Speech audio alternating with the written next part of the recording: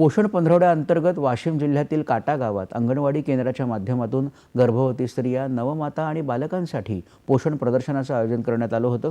सुदृढ आरोग्यासाठी आवश्यक फळभाज्या, कडधान्य, तृणधान्य आणि विविध मोसमी फळांचं आहारातील महत्त्व यावर पोषण प्रदर्शनातून माहिती देण्यात आली। विशेष म्हणजे वाशिम जिल्ह्यातील बालविकास विभागामार्फत अंगणवाडी सेविका, मदतनीस आणि आशा यांनी केलेल्या कार्यामुळे सॅम आणि मॅम श्रेणीत असलेल्या 1208 बालकांची 61% गट होऊन 699 बालकं कुपोषणमुक्त झाली आहेत। राष्ट्रीय पोषण अभियानांतर्गत बालकांसाठी सकस आहार दिला जातो। यामध्ये खिचडी, शेंगदाणा लाडू आणि राजगिरा लाडूचा समावेश आहे। तर स्तनदा मात्यांना पॅकेटबंद पौष्टिक आहार पुरवण्यात येत आहे। विशेष म्हणजे अंगणवाडी केंद्रामध्ये असलेले विविध चित्र तक्ते आणि माहिती तक्ते महिलांसाठी मार्गदर्शक ठरत आहेत।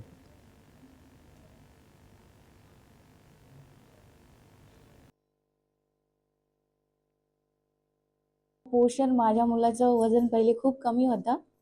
आता तर त्या ट्रिक करत होत्या घरी येऊन आणि त्यांनी सांगितलं खाद्यपदार्थ कोणते द्यायचे त्यांना आणि त्यांनी घरी येऊन पण आम्हाला हे केलंय, ट्रिक केलेलं आहे आणि यामध्ये त्यांनी फळे भाज्या आणि कसं ट्रिक करायचं आहे, बाळाला कसं पोषण द्यायचं आहे ते पण त्यांनी सर्व काही सांगितलेलं आहे।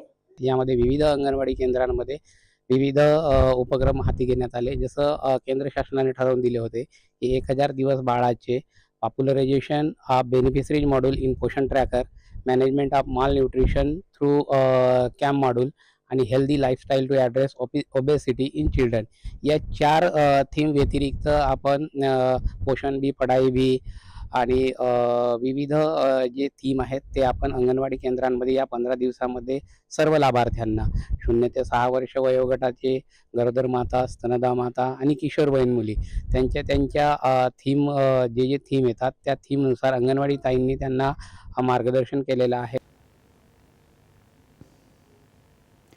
कुपोषणमुक्त भारताच्या उद्दिष्टपूर्तीसाठी केंद्र सरकारच्या वतीनं